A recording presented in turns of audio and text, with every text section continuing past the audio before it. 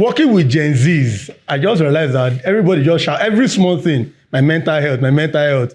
But the older people don't understand mental health, sincerely speaking. We don't rest until the work is done. But to the Gen Z, once you give them a task, you add another task to that task, start my mental health, I'm stressed, I'm like, hello, where's this coming from? So, but we know that healthy mind are the people that will drive organizations. So everybody needs to be healthy, but the narratives changes as every generation comes.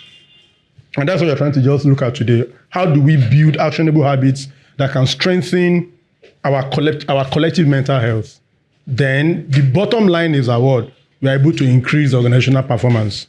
That's it. And that's as simple as that. Right. So you cannot start any training without definition, right?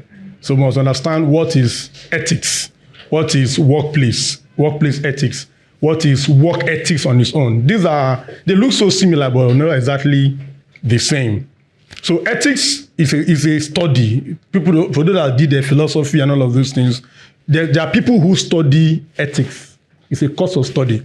Just like people that study epistemology, the study of knowledge. There's people study crazy things nowadays. But ethics just means that it's a study for you to understand morals. What guides your behavior? What is right? What is wrong? And the truth is that when it comes to ethics, there's no absolute answer for it. What is right to me might not be right to you. To a Christian or to some Christians, if you drink alcohol, you are wrong. Another Christian believes that, oh God, if I don't drink alcohol, wait till I gain. Do you understand? Now, to a Christian, you must not wear earrings, right? To another Christian, I'm a child of God, I must represent his glory. Two people saying the same thing in different ways. And that is basically what ethics stands for. So because everyone have different perception about ethics, everyone that wants to run a successful organization must then define his own ethics. Else, somebody will tell you where I was working before.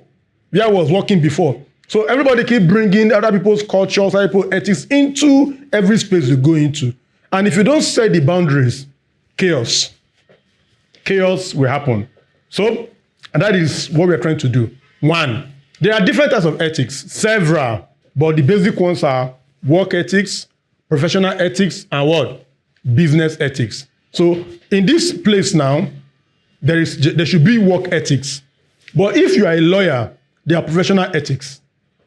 If you are once you are licensed or certified, there becomes professional ethics. And every industry has its own business ethics.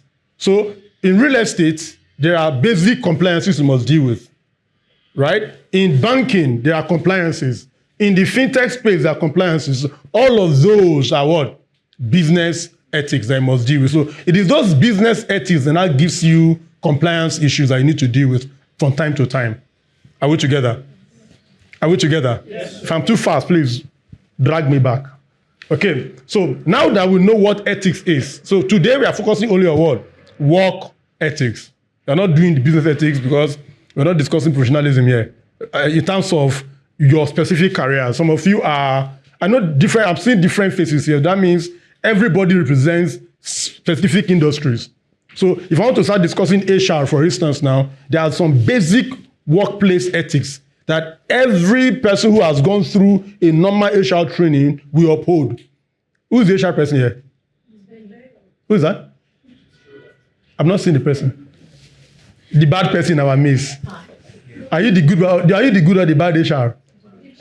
It depends. That's the right answer. Because to me, she can be good if she let me do what I need to do. To somebody that's going to know this is how it must be done, you are bad. And that is how life is. So the HR, well done. Your job is very difficult because you are the people manager. They said that in business, there are 4 M's: man, method, material, and money. The most difficult one to manage is what?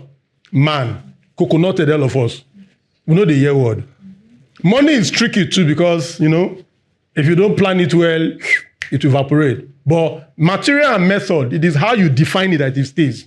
But man and money, we need extra effort because we are different. We are wired differently. So workplace ethics refers to a statement of policy, principles, or rules that guides behavior of his staff. And I'm sure this place has its own ethics. Abi? We do.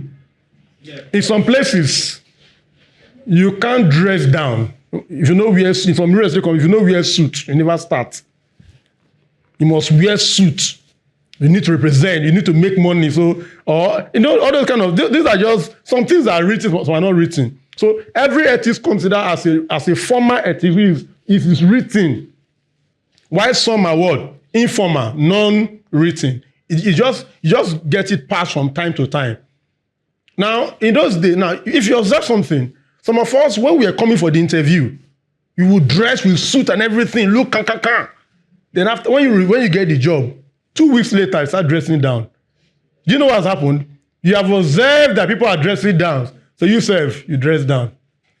But now, two things is involved. One, if you have your own personal ethics, that whether everybody is wearing pant or bra, I will wear my suit, you will not dress down, somebody else is dressing down. Abi? So there's a place of normal human ethics, which is your own personal belief systems.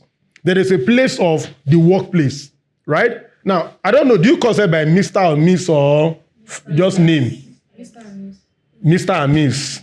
But in some places, what's your name, sir? Benga, no Mr., no nothing. Yes. I call you by your name. If you like, be 100 years old. That's a problem. Now, imagine growing up that kind of work environment. You now go to another place where you must call somebody as Mr.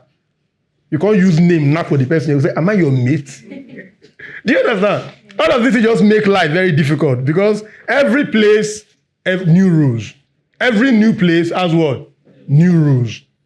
So, what is your own work ethics? That is your individual personal what? Attitude. This is who you are. These ones, you could have learned it over the years based on your experiences, your knowledge, a lot of things. But who you are defines the result you will get. And if who you are now meet a good work culture, it's a balance. Imagine a guy that loves to wear jeans coming to a place where you need to wear plain trousers. It's going to be a struggle. I know guys that don't have plain trousers in their wardrobe. The only thing they have is what? Strictly jeans and polos. They want to become the Mazuga bag of the world. So they don't wear jeans, they don't wear plain trousers, they don't wear suit. So now getting to a workplace where you have to wear suit all the time, what happens to you? It's going to be a big struggle for you. So your personal belief systems will oftentimes conflict with corporate work ethics. So I'm just trying to explain all of what each of these terms means as we move on. So your personal work ethics is different from what? The workplace ethics. Do you understand that? Yes. So workplace ethics is the morals and the rules of conduct set by the organization. Workplace ethics. While your own work ethics is how you see work. How do you see work? Some people, when you give them work, they must finish it before they stand up. Some, don't worry, I can do it later. Now, if you check your CVs, I can guarantee everybody's CV in this room, you all wrote, I can work under pressure. Yes or yes? So I don't have yes or no in my dictionary. It's only yes or yes. Who does have it in his dictionary, in his CV here? That must be a Gen Z. Everybody keep writing, I can work under pressure. And when the pressure comes, you now start complaining. Have you? So, I believe that this company has its own established rules, principles that govern standards, morals of how we should behave here, right? So, moving on. So I just did a quick difference between what work ethics mean and what workplace ethics stands for. So, what is work ethics? Your individual what? Attitude. Why the workplace is what? The company's standard. A person's personal drive, ability, what? Diligence. Company's organizational, moral, and legal boundaries. Key attributes. You can punctuality, grit, which is determination and initiative. Companies talk about what? Honesty, anti-discrimination, privacy. That is why for every one of you that signed an offer letter, there are 3 clauses that are there. 1, confidentiality clause. 2, non-disclosure clause. 3, non-compete clause. These are organizational standards. Abi? But to you, it might just think maybe just I just put my signature there. You can be held like because in Nigeria, Nigeria is not a litigious country, but these things are real. If the company decides to take it off against you, you have signed it, it is binding. Especially if it is written by a lawyer. Even if it is written by a lawyer, it is still binding. But if it is then written by a lawyer, it now becomes even more legally binding. Are we good? So all of these are what makes the difference between work ethics and what? Workplace ethics. So let's look at this scenario. A salesperson stays up late at night, did all the thing, all the hard work, and then, but the person decides to lie to the customers about product features to close more deals. Work ethics, you have done well. Abi, you have done good job by what? Maybe you have sent like 100 emails. You have even closed jobs in millions, hundreds of millions. If the company does not allow lying, what have you done? Excuse me? You have gone against the workplace ethics. But have you done the right thing? Your work ethics is right. You stood up, you had to wait late at night, even off office hour, because night is not office hour if you're not running night shifts. But imagine you staying till like 1 a.m. or 12 midnight or 2 to get the job done. You then lied. Or you did something wrong.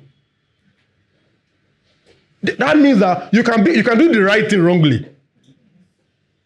And that's just what the workplace ethics gives you. And many of us are doing the right things wrongly most times. You can do the right things wrongly. And we do that a lot. Many people are guilty of it. We just keep, because you think that I've done the right thing. It is right, but it's not what you should do at the right time. Good? Now, another one. An employee can have an incredible work ethics, but what? Completely fail at what? Workplace ethics and vice versa.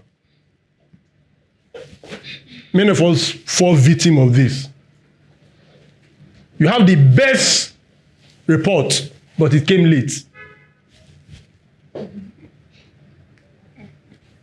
Abi? Best report, but what? It came late. You are falling short of the work ethics. If you are to do appraisal and to check report timeline for report submission, you have failed. If the time says that submit report before COB, let's say 24th of the month, you now went ahead and stayed late and made your slide or everything very, very clean. You now submit on the 25th or 26th. It is good, but not accepted. Right? Moving on. Scenario B. A staff strictly follows staff protocols. Respectful. Deep respect. That is what? Strong workplace ethics, abi? But this guy shows up late at work and he's slow. What happens?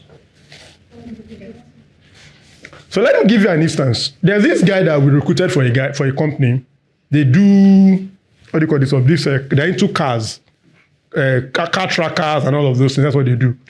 Now, I know this guy is very, very good. So we got him into this company as head of the technicians. And to my own shame, this guy can go to a client office or clients anywhere the car is supposed to be done and spend 4 hours on a car. While his own technician that reports to him can do 3 cars within that 4 hours.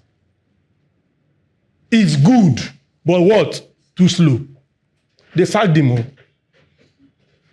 Oga, you are good, but this job, speed matters. So you can be good, but not be accepted.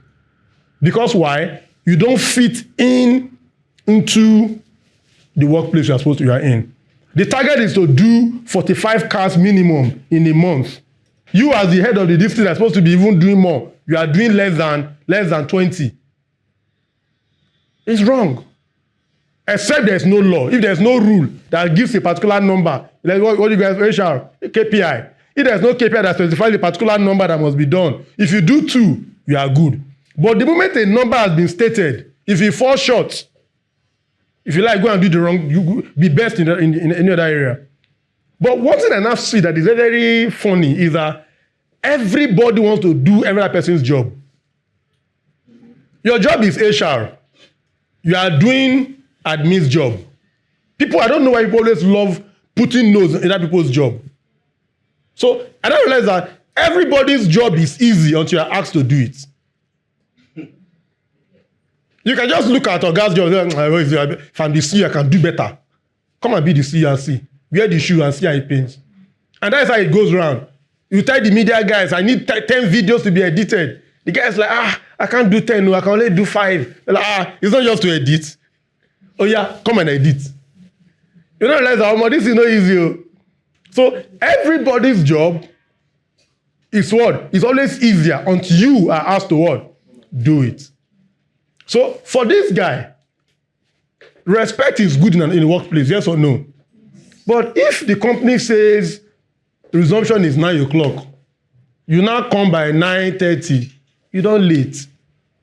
And these are things that we must take into consideration. So these are, I don't know what, generally, no company accepts absenteeism. Abi? No company accepts lateness. No company accepts fighting, stealing. There are safety rules that you must obey. Dress code, bullying, efficient time management, restrictions. Now, there's some holiday we just put out of bound. You know, feel like, I'm not a staff, you can't go inside. What do you define? They put maybe I said these guys in the media space where they are keeping their gadgets. You now put out of bound. But you, coconut head, you feel like nothing they happen. I'm a staff. I have rights. You now go and break camera with 1 million plus or 2 million plus. You will pay. Because why? It is written there out of, it is you that went to what? You went out of restrictions to go and do what it did not send you. And on and on and on. Right? So you need to know what the company wants. And I'm sure there are code of conduct that governs these things. So this is where the problem is most times. Once you are in a workspace, look at all this, like they say, all this sea of heads from different backgrounds, Abi? So in this workplace that you are in today, you will disagree with people. You have to negotiate hard. You need to defend your position, your thoughts, your ideas. Probably fight for your own vision. You have a strategy, you have sat down to create a strategy, and somebody is trying to rubbish it. You have to speak better English to convince everybody that this my idea can work. And on and on. But no matter what you do, there are certain lines you must not cross. And those lines could be using insultive words. No matter how angry you are, you can't say, sir, what are you doing? You now slam the table on your guy. If they sack you, it is insubordination. There's no true English about it. Are you angry? Yes, you justify that you're angry. But the way to slam the table, the CEO that has the power to sack you, say, hey, you're slamming the table on me, okay. There can't be two Oga in the office. So yeah, you, excuse, you are not the Oga now. So what happens? But your reason for slamming the table was justified. And it's normal. But when you begin to go overboard to now, you've crossed the line. And every line you cross, there are consequences. Right? These are the gaps. Look at these gaps. We all have different cultures. Some of us are Yorubas, some of us are Igbos. They'll tell you the Igbo men don't like to bow to greet. But a typical Yoruba man, to dobale not be a problem for us. Yes or yes? Yes. But if you have a typical Igbo man mindset, you go look your guy and say, your guy far. If your guy is a man that loves respect, you not tell him how far. You know how far now. Abi? So you need to understand. So, two, this is even the most common one nowadays, age group. From the millennials to the Gen Zs and all of that, that age difference is a great deal. And imagine secondary school's head boy was giving head of boy, that speech, what do you call that thing, that valedictory speech, and was referring to all the fathers and mothers, you guys. He looked at the fathers and the mothers and said, you guys, I say, To an elderly person, you can't even do that. If most of us who are now in our 40s, Maybe because of how we grew up in those days, we tend to be more conscious of those names and all of those things. But to the regular 20-year-old, you guys, how far now?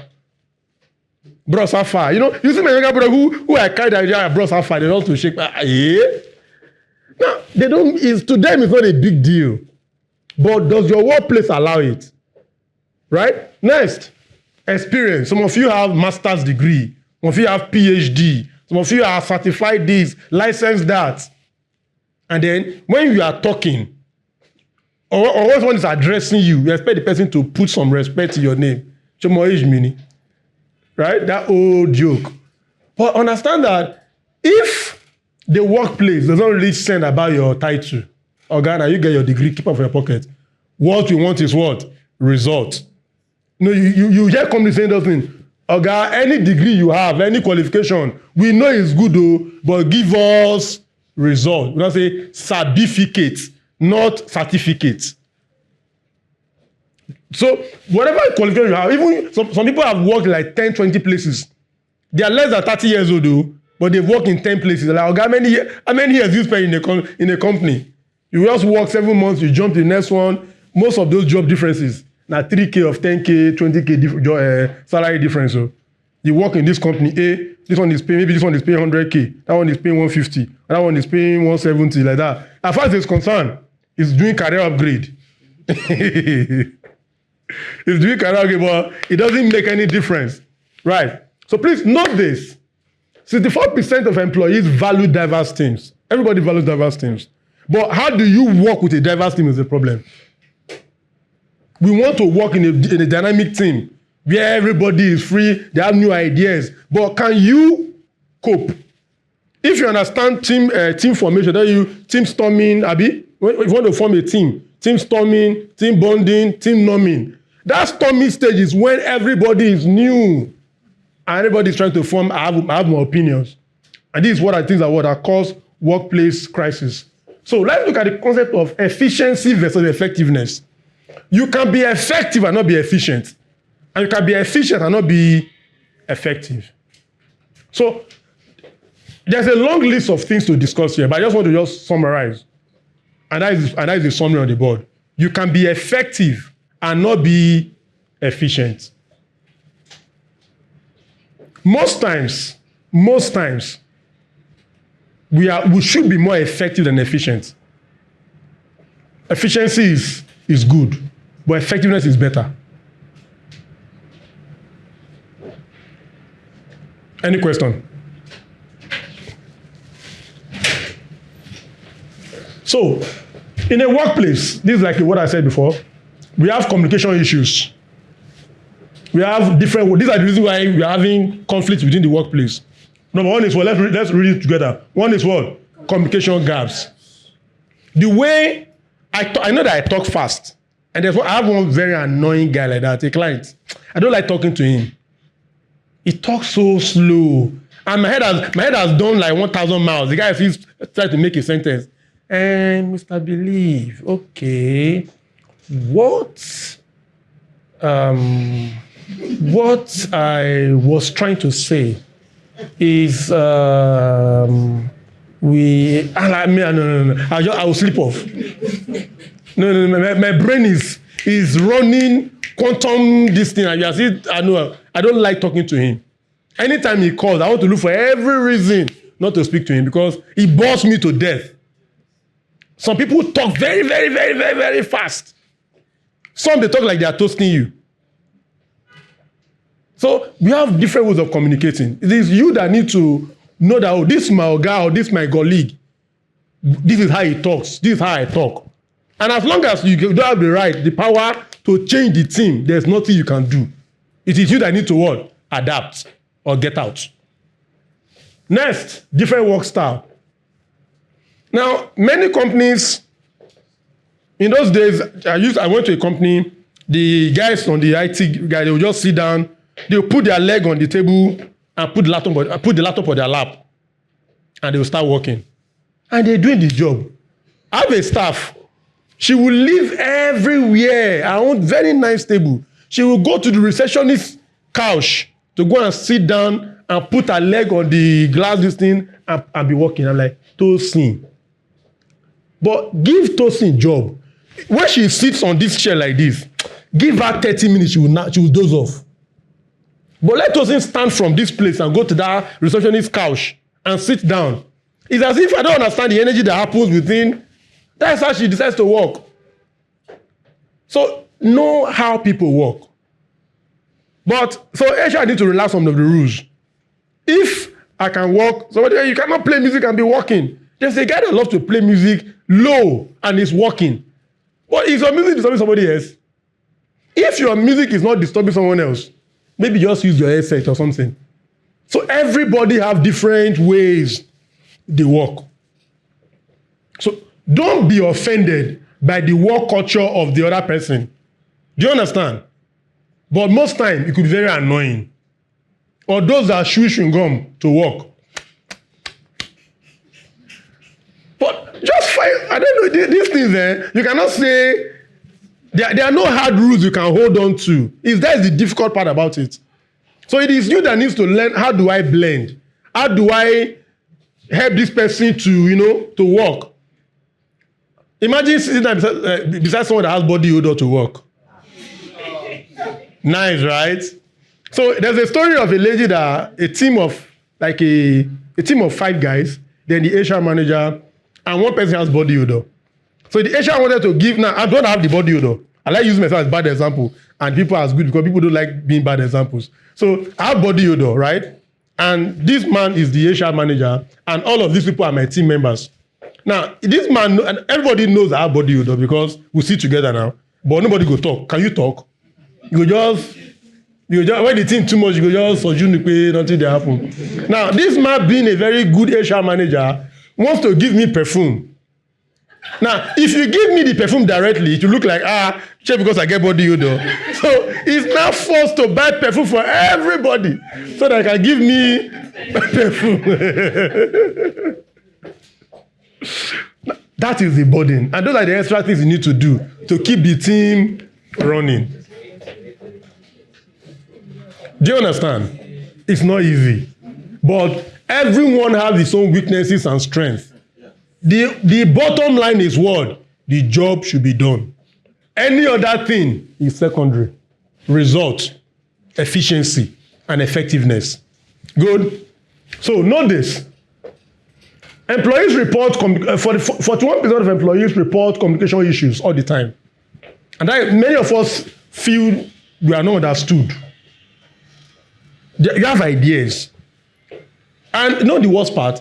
You went to give an idea, and that idea is not implemented. You feel victimized. No. That you gave an idea doesn't mean it should be used. Because what I've seen is that because you thought of the idea, it is good in your head doesn't mean it's good in practice. That is the annoying part too. Because you feel like, let me think of this, why they don't use them? But is that idea really worth it? Right? So moving on. This is what employers expect from everybody. Respectful communication. Abi, Oga? This is what you want. Respectful communication. Everybody should communicate respectfully. People should fair opportunities for everybody. High productivity and improved performance. Then flexible work culture. We have career development. If you start as a junior level tab, you are growing. Before, maybe some of us have HMOs. So all of those things, every time, maybe every 1 year, 6 months, there's something adding to your this thing. You feel important. This is ideal situation. This is the ideal. And people get more motivated in this kind of, but what is the reality? This is our reality. We gossip, we lack accountability, we now do office politics. Now, office politics, oh Jesus Christ. It's called butt licking. Everybody is trying to do eye service. You are not working, Once you see your guy coming, you just face the laptop like say that, we know. Continue. God, they see you. If man no see you, if CCTV camera no see you, God, they see you. Then many of us show lack of interest. They said, the modern day slavery are those who do jobs they do not love. For every job you do that you do not love, please get out of it. If your WhatsApp CEO job is what you enjoy, go and continue being a WhatsApp CEO. You know they call WhatsApp CEOs, Abi? You are selling one attachment or one thing, anything, and you are please focus on it. Don't use your lack of interest to destroy another man's business. So that's what I say. The modern day slave are those who do jobs they do not love. Excuses. Then most people just feel like they are victimized. And this feeling of victimization is because you believe that your ideas are not accepted. You say something, and maybe somebody says something that now overrides it, and then we move on with that particular thing, and you start getting offended. Why? Now, there's something else I also want to say here. The people who are the leaders cannot love everybody equally. So don't deceive yourself. Don't ever think that you will love other people. No, it's a lie. What are those in sales here? If this lady in sales is bringing in more money, a guy will naturally like her. Is the truth though? The people that save money for the company, make more money for the company, are always the favorite. If you like hot transformer, nothing will change. Do you understand? So it is the value you bring that matters in this context now. Not feeling victimized, not feeling, okay, a guy don't like me, do something that make him to like you now. Bring money, bring a major deal. This is real estate, Abi. Bring sales, close. If a guy will not like you, instant love. So please, they will not have serious team infighting. So because you feel that a guy likes one person more than the other, there's this beef start coming up from time to time. And these things, the time is supposed to be, oh Jesus, I have a client. We spend more time arguing about people fighting than production itself. And it's draining. You call for meetings and you're settling disputes. This one said, this one not come and say, this one not come and say, this one not come and say. What are you come and saying?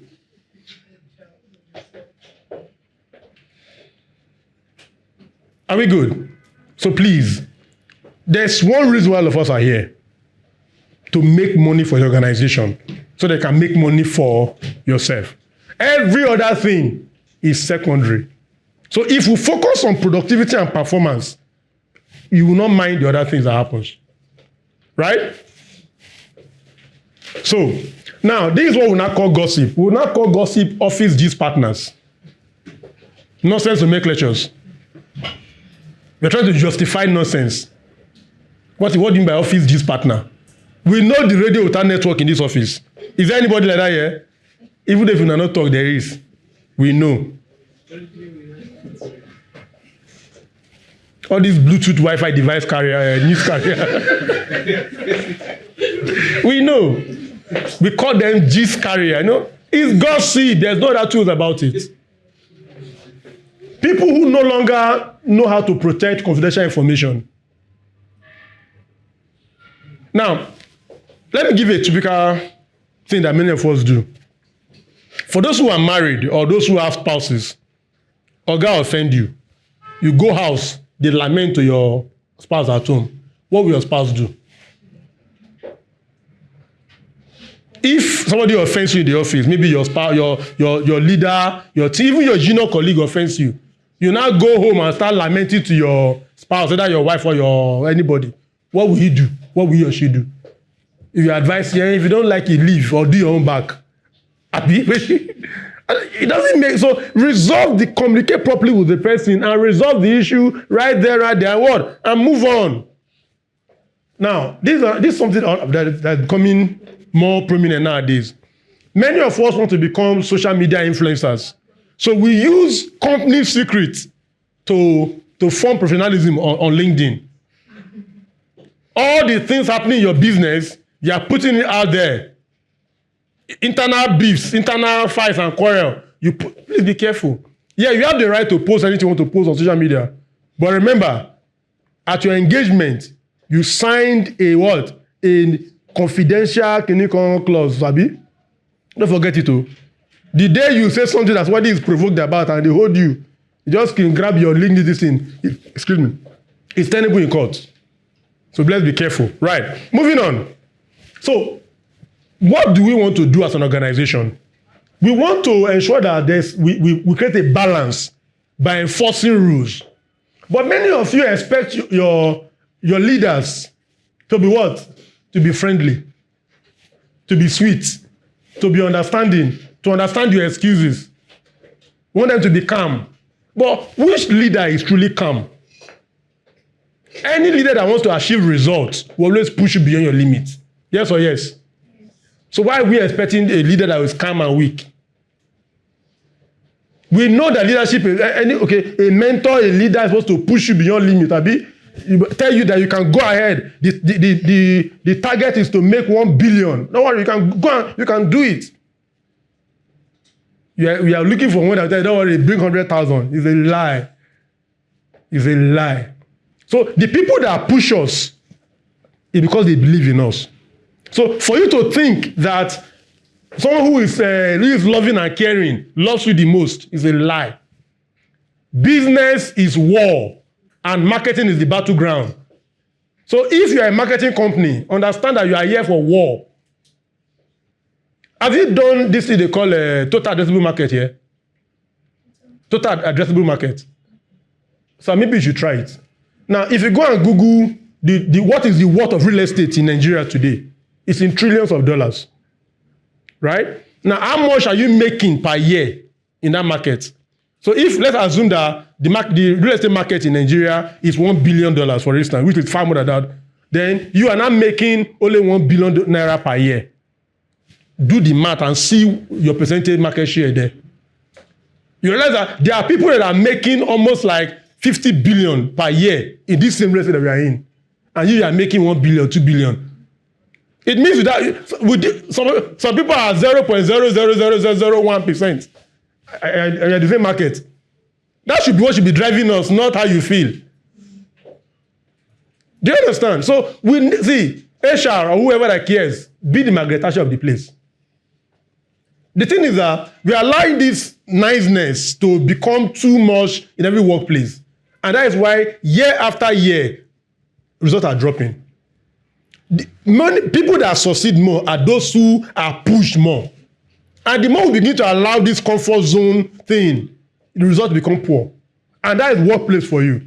So we are digressing from the work and focusing on the fights, the quarrels, and how I think, how I feel. Those things don't make work go well. So if you're expecting this kind of leader, you are wrong. This is an ideal leader that everybody wants. Just carry your phone. Hello, I have a headache. I'm not coming to the office today. Don't worry, stay at home. That's what you want, Abby. Please, my mental health is at stake. Can I just please stay at home for 2 yeah. You want to go on leave every week. Now, if you are HR, recruitment is becoming more difficult. I'm looking 2 days in the office, 3 days at home. That's what we are seeing nowadays. People don't want to work. They want to come to only twice and then many days of the week, work from home. Submit report. You will not see the report of what they are doing. How many leads are you generating per week? We will not see. What? People don't vex me. I don't vex. Are we good? So let's do something. If I give you 1,000 naira right now, and you can buy only one of these 4 options, what will you buy? These are 4 options. The first one, the iron vault. I want you to buy the iron vault, meaning that at 5 o'clock, you log out and you go home. Nothing, no guilt. Or you buy the filter cloak, where you just stop as well. No, most times, people just like transferring their work. What is the reward for hard work, madam? More work. So you now realize that the people who do most of the work get more work, while those who do less get no work. And that is this person here. And we keep doing this thing. It's unfair to the person who does the work. So there is a job that needs to be done. This person is lazy. This one is hardworking. You will take the person's job that is lazy and give to the one that is hardworking, because once work read this person's table, the work is done. Then the one that you took the work from, what happens to him or her? If you do that, you're a bad person. Abi, that is what they will say now. This guy is wicked, does not like me. Ultimate no. Politely declining extra work when at capacity. Then the last one, the focus bubble. Now, everybody has peak periods where they work most. That's why I don't like too many meetings. This time meeting, that time meeting. The time you're supposed to use to work is meeting time.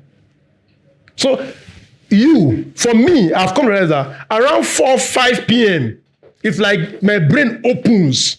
And this is what they call deep work, Abi. Find your deep work time. And by all means possible, protect it. By all means possible, protect your deep work time. Because if you can't, day in, day out, your work will be piling up.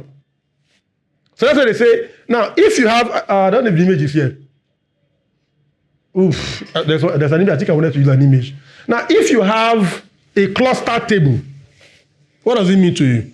Let's say there's a table, there are files everywhere. What does that table mean to you? That the man is busy, Abi? Or is lazy? Which one? There are two options, Abi. You come to my office, there's a laptop in front of me, this file is open, there's another file there, pile of files here, everywhere is looking so, it's busy. That man is lazy. A clustered desk is a function of a clustered mind. So if you now come to an office where there's only a laptop, nothing else, just this laptop on my table, and then I'm sitting on my chair, only one laptop. What comes to your mind? Two things. Either I'm lazy, doing nothing, or what? I've finished all my work. Abi? Yeah. So, but if you come and you see plenty files everywhere, what comes to your mind? It's working hard. Well, those are the perceptions you need to handle. So, but the point is, at every point in time, whether the one that has a cluster table or the one that has a clear table, they all have tables and jobs that they need to do or ignore. And if they know when their deep timing is, their deep work time is, life becomes easy. Find your own. I don't know how to, even when I was in school, I don't know how to read in the afternoon. Oru, we talk with the witches and wizards in the night. I'm a night person. So when is your own? If your own is in the night, carry office work home and go and do. But some of you believe that office is office. Once I close, I don't take work home. But if the office is not your deep time for working, better take the work so I can get it done. At every point in our life, in every workplace, we cannot pick only one. We have to keep alternating. And that's what improves your work ethics. There are times that 5 o'clock, Oga, they go house, I don't go die. And you will go, sincerely. There are times that you have to, if I do this guy work, I will get problem. He go leave him. It's the truth. There are times where extra work, sir. No, don't kill me. Don't kill me, sir. Then there are times you just find that deep work time and you stay on it and you get the work done. So, that depends. Now, but the thing is that all of us prioritize one than the other. Some focus on one particular one, some focus on two. But at every point in our lives, we what? We run these 4. But you should know what works best for you. Now, but if you keep saying no, they will not put you in bigger rooms. Hello? If you keep saying no, they will not put you where? In bigger rooms. If you keep filtering all the everything, people will not recommend you to, because now who help me, I go help. Now, many of us prefer to help those who are at the top. They are managers and they are managers. Because if you're a manager, get manager. You understand? So when the manager to the manager gives you work, you go lead the manager or go do the manager. Oh. You don't understand that joke. Because you know say, okay, but I shouldn't go further. But you understand? So when the manager to your manager gives you a task to do, and you say no, don't worry. In your absence, they will say no too. You know, those meetings where you determine people's life, they put your name on the table. You say, no, this person, it's not serious. Just like that too, because of what you did. So be careful. How you say the no matters than the no in itself. Don't be too blunt. Because I know that all of us are very, very blunt these days. So I want to move on because of time. So I want to show you the difference between operational work ethics and what? Corporate work ethics. So everything we do as staff is under where? Operational work ethics. And what the management does is what? Corporate work ethics. So example, there's a plantation field or a processing plant or anywhere, a building site. What do you do there is what? It's operational ethics, right? Now, remember that before the people go there to go and work, people at the management level and co will have decided what is to be done. Those are what? Those are what we call corporate work ethics. If you go to the documentation, whatever it is that you are doing, if project in this case, how that project is going to be done, the reporting cycle, the safety issues, everything. But you are just going there to implement. Somebody has thought through the process of what and given you a document. So the documentation is what? Is the corporate. You, the executor, is what? Operation. So when you're talking about efficiency and effectiveness, is here. Of course, each of them will be efficient, but you as an individual, your work ethics is what? It's an operational work ethics. Is that clear? Your work ethics is what? An operational. You want to say something, sir? I thought you were using your Bible. Okay. Then, example. All of this. And that's how it goes. So, the goal is to create a balance by doing what? Balancing mental health with workplace ethics. And this are the things I need to do under your mental health area. The job design and workload, if it is too much, say so. But is it really, really too much? Or you that is lazy? Which one? Lazy or too much?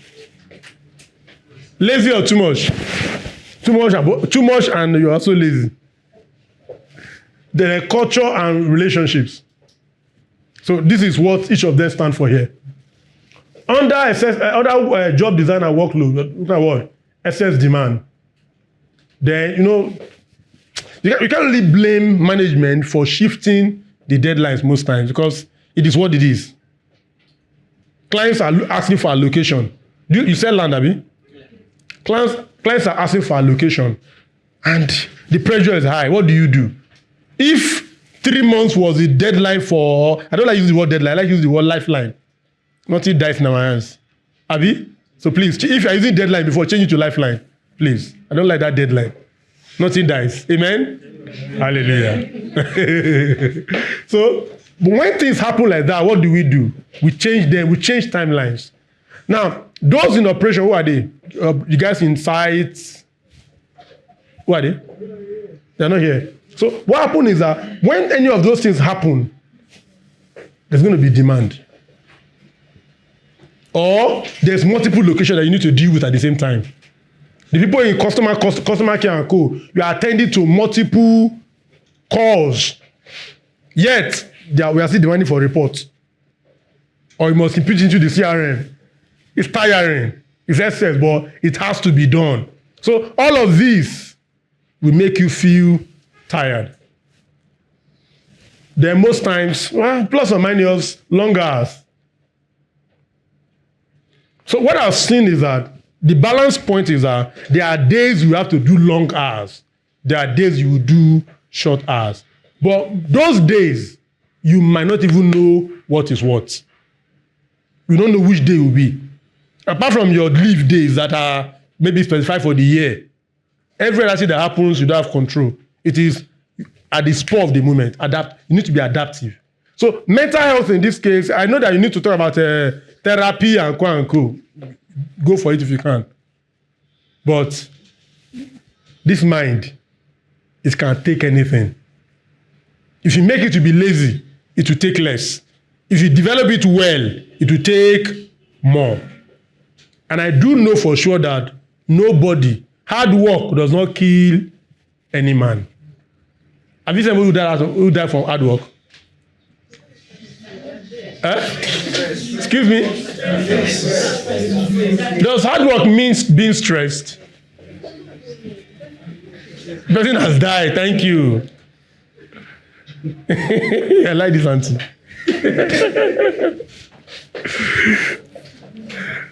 Okay, so let's look at this.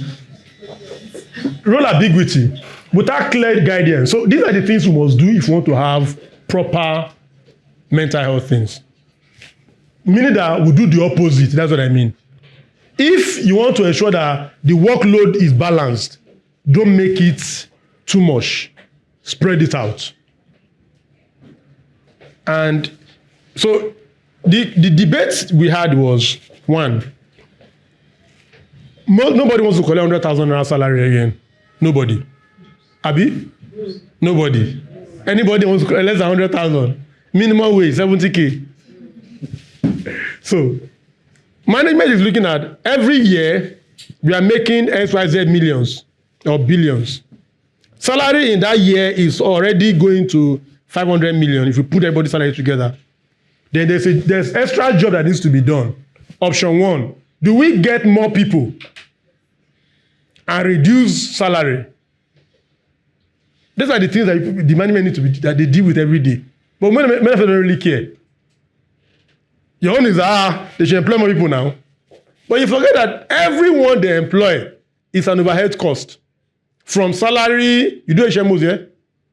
To HMO, to help, is a lot of cost.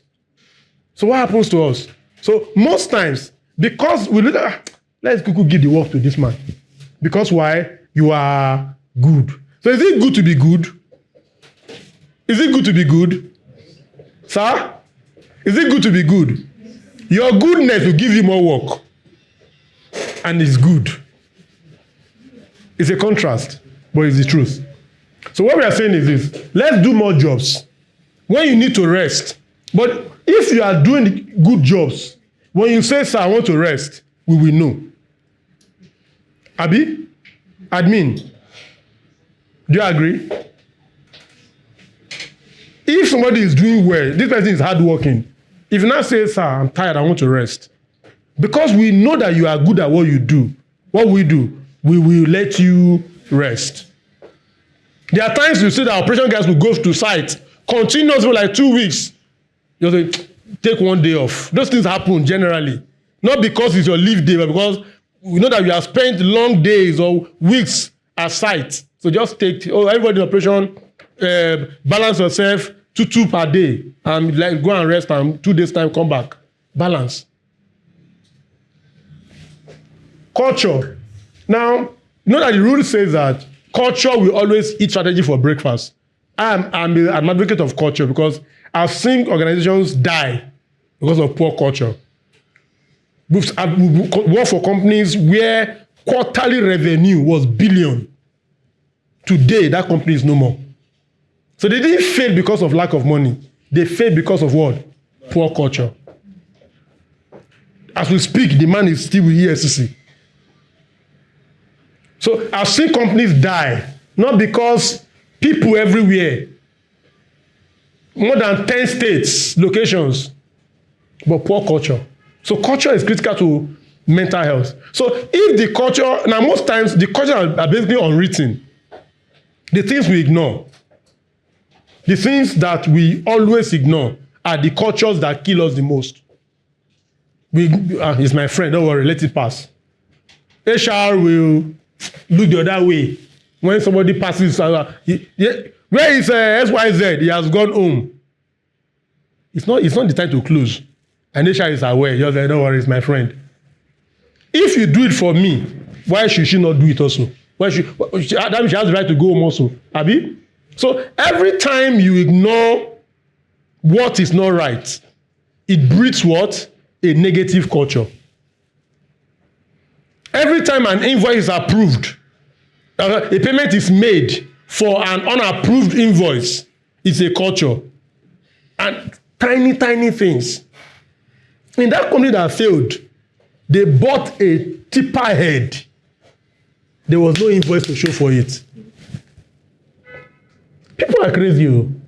Tipper head, more than 30 million. The guy just went to where they're selling the tipper head. How much? 30 million or whatever. Maybe they told him one price. He added his own price. Came to the office and said, the tipper head is 40 million. Oh. Okay, fine. Get account number. They just paid. Yeah? No due diligence. Why? Because he has seen people do 2 million, 3 million. When it was his own turn, he ate it big. No, some people, they like do things very, very big. And that's how people, they stole that company dry. And then the CEO made one big blunder, and it was the end. He took money that was people's money. You know, when people buy land, all the money is not your own. When you be seeing plenty millions in the account, you think it's your money. You might just took some of the money and went to invest in gold. Now, give us land no day. Give us our money no day.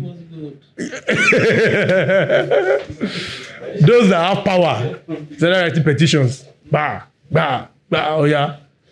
They picked him. Now, small to remain for cash me follow because I was a consultant there.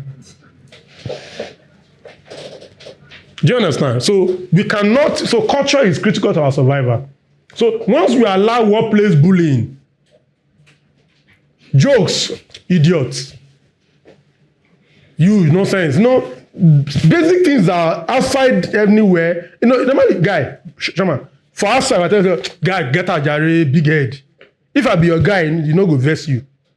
But if somebody from here tells you, say, big head, go dey vex. Why are you vexing? Because why? The person is not your friend. So one thing my staff told me in 2019, I will never forget it. She said, we can be friends and not be, we can be colleagues and not be friends. Me, I learned it the hard way. We can be colleagues and not be, let that ring in your head every day. That we work together does not make us friends. We are best what? Internal customers to ourselves. What are we? Internal customers to who? Ourselves. We are all internal customers to ourselves.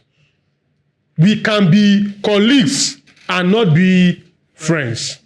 Once you understand this basic principle in the workplace, nothing will offend you. Nothing will offend you. Just see it as what? It is the job. Every disagreement, it is for the job.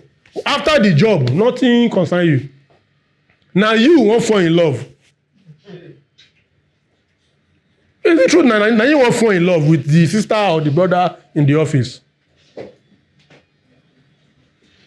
That's why some companies have very strict rules against workplace relationship. Can't date yourself. But if your company allows it, good for you. But don't call me your friend. We are colleagues. If for any reason we now become friends, good. But first and foremost, bear in mind that what? We are meant to be colleagues. That is the kind of culture that will help you. So psychological or sexual harassment. Me, see, God has helped me. Me, I used to everybody, I hug everybody. Until I arrested one of my guys for workplace harassment. What did he do? For in his mind, he felt like the guy, the babe, you know, office babe, you know, the kind of thing we used to play about. Some people, this babe came from the UK. So when the guy hugged her and just stabbed her at the back, there was a mark. Not these nepo babes, no. Very nepocious babe like that. So it was just an armless stab, but maybe the guy was too strong, I don't know. Armless.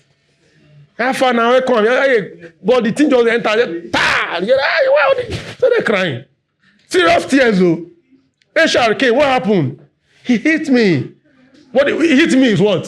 Is it not a harassment? Oh yeah, now all these multi-million companies, they don't. All these multinational companies, they don't play with harassment. Then she said it was pain. It's hurtful. They took her to the restroom and they saw fingers on her. They can't blame the guy hit him. No, it was just basic greetings and whatever. Now so they invite police to say you don't harass the baby. How do you want to explain it?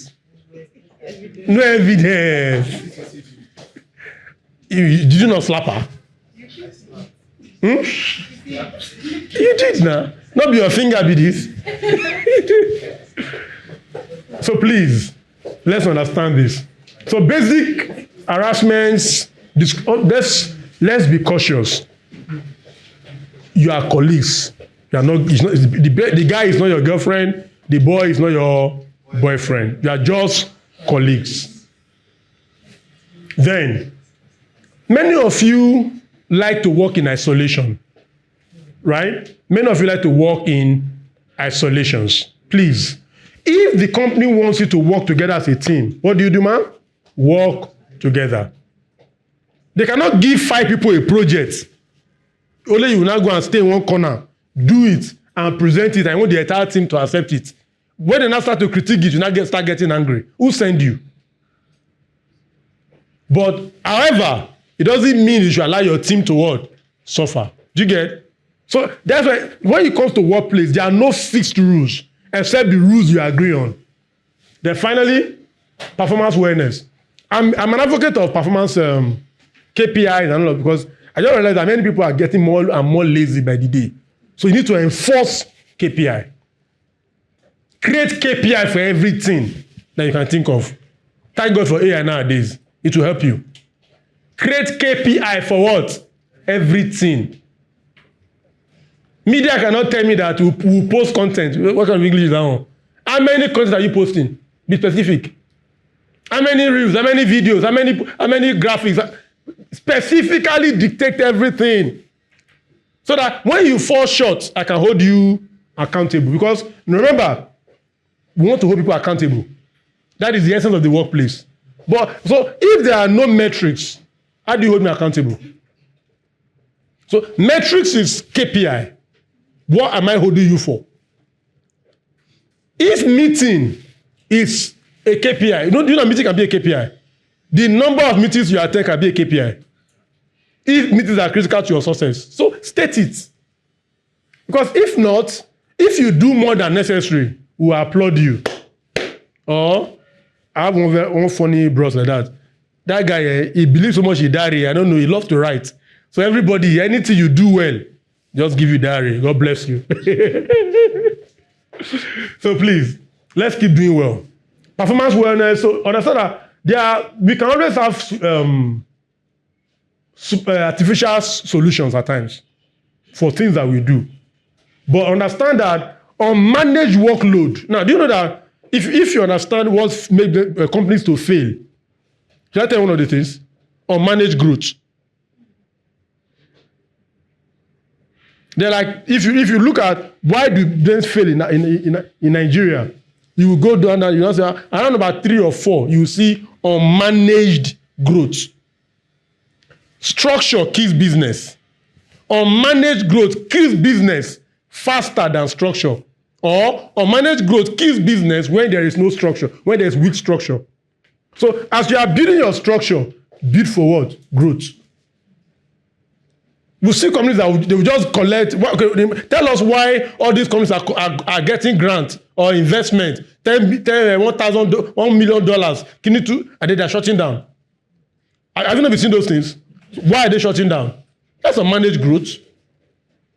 When they were applying for the investment, and what were they thinking?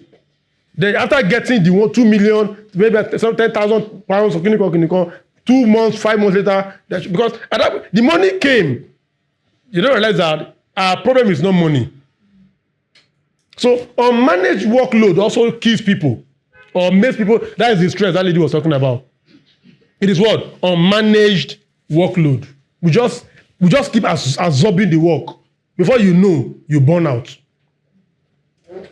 So burnout is as a result of what? Unmanaged workload. So our job is to what? Is to have a performative what? Wellness, where there's a balance between the work you do and the time you use to rest. But people like us, this is where. Then career development. Yes, do we have job security here? Yes, except if you want to go yourself. Some of you enjoy having 100 places of work within a year than having one place for 10 years. For those that do recruitment, we enjoy having people that have stayed longer in one place than that has worked in 10 places in 1 year. It shows commitment, that you are committed to a purpose. So you don't just come, do 6 months, see the next job. No, stay, learn. And if you think that you can do more, go on. Can I ask, who in this place has said, sir, the work I'm doing is too small, give me more? Who has done it? No. Why? Sir, why have you not done it? Me? Yes. I do one more times. But you don't ask for the more to be given, you just go and do it. I just put my eyes out here, so it's not. And you do it. Okay? Structural corporate reorganization. Now, these are things, it might look like English, but what it literally means for me is what brought this company to where it is today will not take it to where it will get to. There are companies, when we're discussing that HR this thing, in some companies, we have only HR managers. In some, it is HR admin put together. The workload will get so big, they have to separate the two roles. Abi? There are companies that have like 10 accountants. We have accountant 1 who is doing maybe account payable, account receivable, account processing. Why? Because the workload demands it. So if you are here, don't think that you will remain on that role. So Anna, for those that used to say, it is not in my JD, don't be stupid though. Please, with due respect and apology, don't be what? Stupid. It is a very nonsense statement to make. It is not in my JD. Meaning that anything not in your JD should not be added. That's what you're saying, Abi? That means you don't want to grow. So, because we're talking about career development now. If you truly want to grow, being able to take on new jobs, help people to know that you have more capacity than what you have. There's need to do something. Okay, we are looking at, this guy is good. Okay, let's give these guys this maybe, because before they will make that decision, somebody must have thought about, okay, this guy is doing like 4 things already. This guy is doing 2. Okay, this one is doing 3. Okay, let's give the guy that is doing 2. What's your name, sir? Let me use it as bad example for once. I'm the only bad example here. So let's give, what do you call him again? Olusegun. Let's give Olusegun one extra work. So Olusegun, as from tomorrow, we are going to handle TikTok. Blue guy, what do you do? Accountant. That's why they're laughing. He does it already. He now says, TikTok? No, it's not my JD. I'm an accountant. I can't be doing that. It's bad. Because reward will come, right? And it is what you have done that is called reward. The work you have done, when you give it meaning, it becomes what? Reward. So please know that, please, I'm begging you, stop saying it is not in my JD. Don't do that. Don't do that. Because you don't know. Now, there's a client you are working with right now. When we started with them, they had just one company. Now, we have created 4 companies from that one single company. They're into real estate. We broke facility management out of the company. We broke agri farming out of the same company. We now broke homes out of that same company. Guess what? We have not recruited anybody from outside for those roles. It is people that are within the parent company that we are moving. So you came in as, let's say, clinical executive or specialist. No, what is our HR? Our 5 titles. What's your title? Accountant, what's your title, sir? No, I need more tush titles. Anybody? Tech sales. No, two tush titles. Or tech sales executive. Any specialist here? Digital marketing specialist. That sister, the dark skin lady. What's the name? Specialist. What are you specializing? Digital marketing specialist. Right? Five titles. Now, HR specialist, HR, all those five titles. So when we start breaking these companies out, okay, we need, there are like 3 HR guys in the main company before. Like, what do we do? Each of them were earning, they are still earning the same side they were earning before. So that's it, because these guys are new. They just begin to make small money now, okay? Maybe like 180, 200, and thereby was the salary range they were earning. Okay, guy, go and we've recruited, they are now, we move some guys, operational guys into each of these, because Holmes is now dealing with. So what we do was that we turn the first company into strictly a marketing company.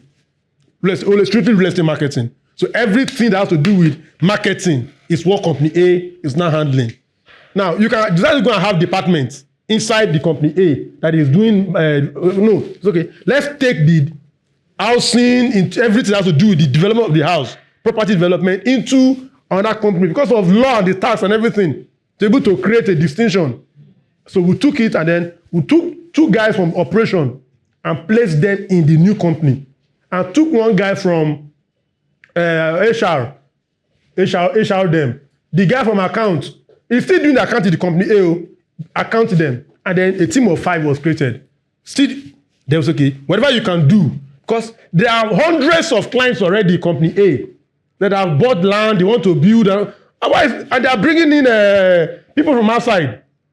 This money must not go outside. Oh yeah, you, customer care, your job is now to customer care these people in homes. All the clients that have bought land, they are ready for building, begin to call them from today, begin to send email. And before you know, clients are not showing interest. So they are making initial deposits. The same people. So if after like 1 year now, when we check revenue, it's already entering 100 million plus. If we didn't create that company out, all of those money will have gone to where? Outside. So by the time we're ending this year, when obviously these guys that did 100 million will get something reward. We will now restructure their salary and officially transfer them from company A to where? Company B. As now full-time staff. These guys will now become managers. Abi? Automatically. That is a career path that the leaders be placed on in company A where they were. Because they are already manager, general, plenty titles already there. So for you to now climb up to manager level, company A, will have been a very difficult role for you to do. That is how it is. But imagine they said, okay, when we move them, they should say, it's not in my JD. Do you understand? Then finally, now, unfair pay scale stagnation only happens when you do what I just talked about. Because people will always pay for reward, for result. And if you are doing the normal thing you are employed to do, how do you want to get more? When the fuel price increase, all of you are shouting for salary increment because of the revenue increase. These are things we deal with every day. So many people think that the company is unfair to them. Because why? They don't think. There's a book I want everybody to go and read. Some of you are think like an entrepreneur, act like a CEO. For those of you in the managerial position, read that book. If you're a manager here, please read that book. Think like an entrepreneur, act like a CEO. You need to own what you are doing. Many people are not owning it. When you own it, you will do it like it's your own. It's not when you start your own, you start doing better. That's why the Bible said, if you can be faithful in the little that he has committed to your hand, what happens? So I think I want to stop because I've taken more than the time allotted to me. So thank you very much. I don't know if there will be any questions.